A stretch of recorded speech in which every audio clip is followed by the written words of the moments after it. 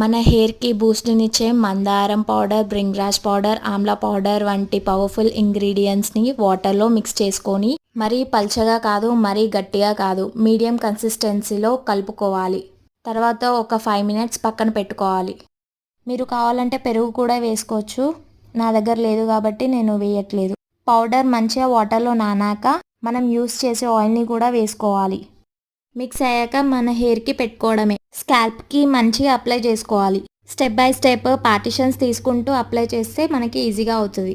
అదృష్టవంతులు ఎవరో తెలుసా? హెయిర్ పైన టైం ఇన్వెస్ట్ చేయకుండా, హెయిర్ కేర్ తీసుకోకుండా అయినా సరే వాళ్ళ హెయిర్ పెరుగుతుంది. వాళ్ళండి అదృష్టవంతులు. అంత అదృష్టం లేదు కాబట్టే ఈ హెయిర్ ప్యాక్. సరే కానీ ఈ హెయిర్ ప్యాక్ పెట్టుకున్న ఒక 40 మినిట్స్ తర్వాత హెడ్ బాత్ చేసుకోవాలి.